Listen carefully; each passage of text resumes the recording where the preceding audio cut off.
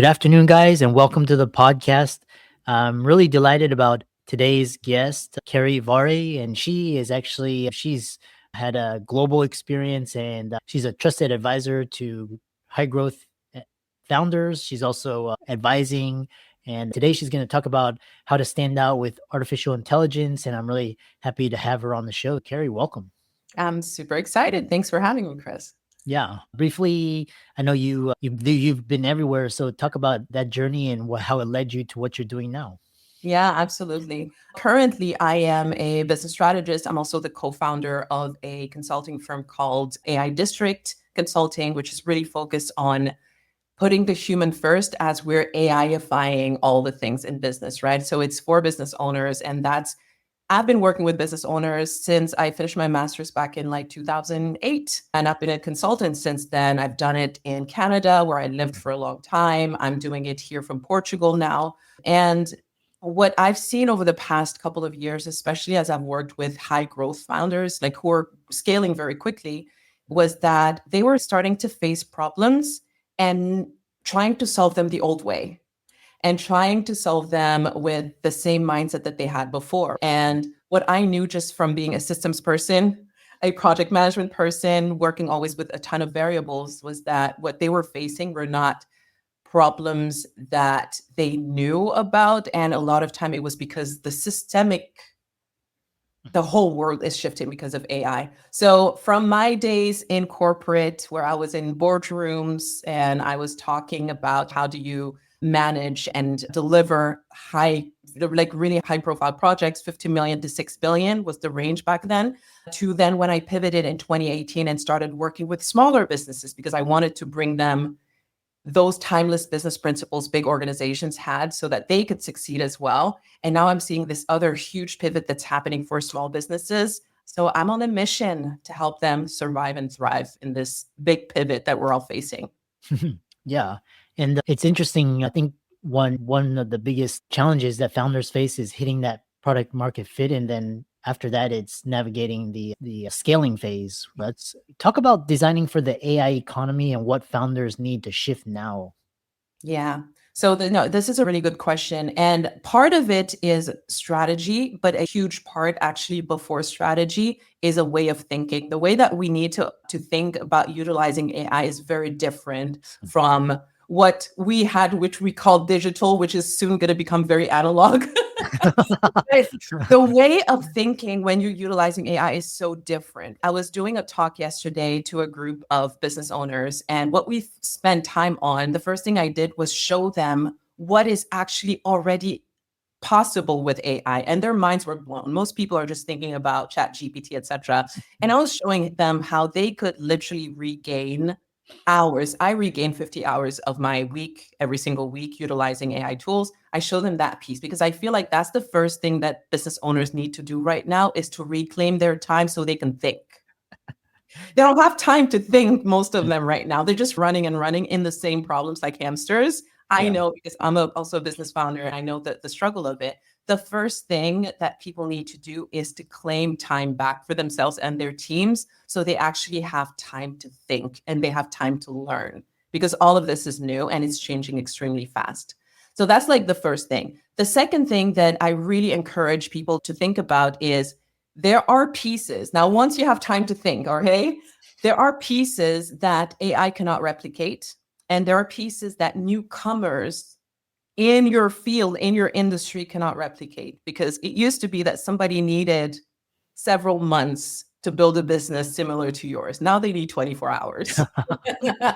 So let's be real, right? If you want to protect what you've built, you've put a lot of energy and IP and time and money into it. If you want to protect it, you need to focus your energy on what are the things that are not replicable. And those things are going to be around your story. They're going to be around your brand values and principles and mission. That's something AI doesn't have a mission except to please you, right? So you can definitely find ways to not be easy to compete with in that. Trust the relationships that you have with your clients, with your prospects, with your network. Those are the things that are super important to invest time in, as well as continuing to deepen your expertise. Because anything you create AI will be trained in one way, shape, or form on it, right? So it will start moving faster. And we already know that AI capability is doubling every 3 months. We Mhm, can't do that as humans, right? We can't grow mhm. as fast, but you can, with your stories, with your lived experience, with your values and principles and so on, you can build something that newcomers that might try to copy your business model will never be able to compete with. So those are the two big pieces that people need to focus a lot on their energy of their energy on. And then of course there's like mindset shifts. We can talk about that if you want, but in terms of where to spend your time, number one, get it back, and then number two, focus on the things that cannot be replicable, and that is your story, that is your client experience. How do you make sure that people, once they're with you, they don't want to leave? Because that will help your business grow. How do you build better relationships with your network? How do you make sure that your offer is and stays relevant? Because a lot of offers, unfortunately, business owners are fighting the market right now, and they're like, my people are not buying as much anymore, etc., not realizing that they're already competing with AI in one way, shape, or form. Especially if you're like me and you're like a consultant or a strategist, service-based business owner, AI is competing with us a lot right now. Yeah, and that was what you were alluding to was we've moved from this, like, founders competing against other founders and incumbents to now everybody is competing against AI. How can founders stay irreplaceable in the market even as automation and new delivery markables and everything's always in flux now? Yeah. And those are really the core elements that I just mentioned. It's going to be around making sure that you are continuing to develop. It was okay for a long time to have your framework and you teach it for 10 years. Anybody could come up with a framework in 0.24 seconds utilizing ChatGPT, right? So a framework, an IP in that sense is not enough anymore. It's you have to continue developing and deepening and upgrading, also because people's operating reality is changing like literally every month because of AI. The way that we're using stuff, the way that we have to, like, everything is shifting so quickly, so your people's needs are going to shift. So the more you can stay close to that, the easier it's going to be to stay irreplaceable. And then the learning piece is something that is just not going to be optional anymore, whether it is learning to utilize AI or learning to lead AI, because now we're not just leading our team, we're leading people who are assisted with AI, like infinite intelligence in some way, shape, or form. Like, it's growing every single time. A lot of people now have agents, AI agents on their team. So you're leading something, I was going to say somebody, you're leading something that knows more in terms of just information than you do. The way you interact with it is, it has to be different, right? It has to be more about learning how to ask the right questions, learning how to discern what needs to be nuanced. It's learning how to elevate the type of answers you're getting. It's just a completely different way of doing business, Chris. And that is what I really want people to understand. The learning that has to happen now has never been as crucial. Before it was just, oh, read some books. No, right now we need to read some books, take some courses, learn how to prompt, learn how to leverage AI, learn what's coming and is being created that might be impacting your business very quickly. So, Yeah. and there's so much more. I'm not going to rant for like 2 hours. Yeah. A follow-up question I have for you is, well, you talk a lot about strategic relief, and what does that actually mean? And how does a founder know it's time to redesign how their business runs? Yeah. So the easy answer to that right now is that everybody needs to redesign the way that their business is being ran. And for multiple reasons. One is, and this is something that I've seen both with clients who are making $50,000 a year and like they're more in a very small business, to people who are making multiple eight figures. Everybody's having to look at their offering again, looking at how they're delivering their services, because the people you're delivering their services, many of my clients were saying, my clients are so much more impatient now. And I was like, yes, because now they go to ChatGPT and they solve a problem in 2 seconds. So them waiting for your next call in a week feels like an eternity, right? How do you optimize your client journey in that process? Everybody's having to think about that right now. Everyone's having to look at what are the different ways they can generate revenue, knowing that now they're not just competing in their local area or in their language. Before you were competing, if you're in the English speaking market, you're competing with everyone in the English speaking market. But now with Google Meets making it easy, Google Meets and other tools like Wordly does that as well, where you and I could be speaking right now different languages, Chris, and still be able, I would hear you, let's say you were speaking, I don't know, Hebrew, I'm just giving you a random example. I would still be hearing it in English. And when I speak to you, you would hear it in Hebrew. Like that is available now, which means you're not just competing in your language anymore. So that means that everybody right now needs to be rethinking about and reevaluating their offering and what we could do before every quarter or once a year. Now we have to look at it every month at least. Yeah. Yeah. Why are you laughing? No, sometimes I feel like you have to reevaluate things weekly, and Yeah. soon it's going to be I daily. didn't want to scare people by saying weekly or daily. That's why I said monthly, but it's true. Yeah. It's true. It is. We've never seen so much change so fast. Yeah. That's the reality. What are the invisible frictions inside most successful businesses that silently drain time, profit, and capacity? There are a lot. So the key things, like when I'm working with a business owner and figuring out, okay, how do we get them time back the easiest way?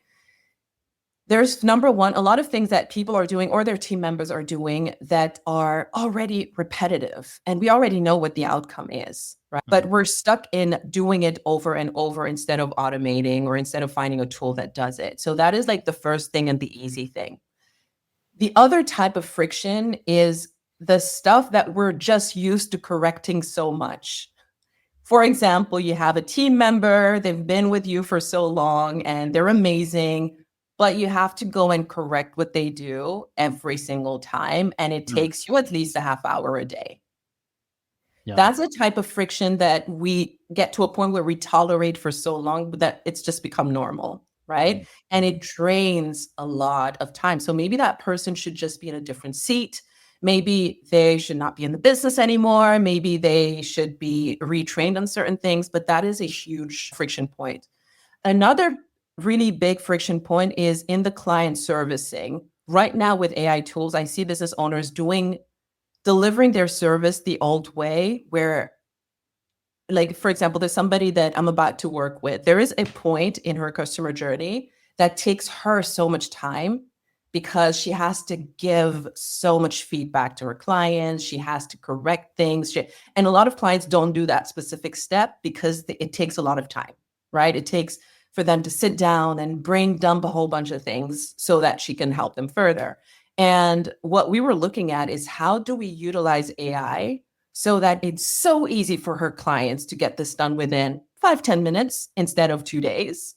And where the AI can be trained to give them a lot of the feedback that she finds herself repeating and repeating for hours every week. Like those are little things that are friction points that, because we've been doing it that way, we keep doing, but it is optional. So can we just take that time back so that we can do higher leverage work? Like those are just like 3 examples for you. Yeah. Interesting.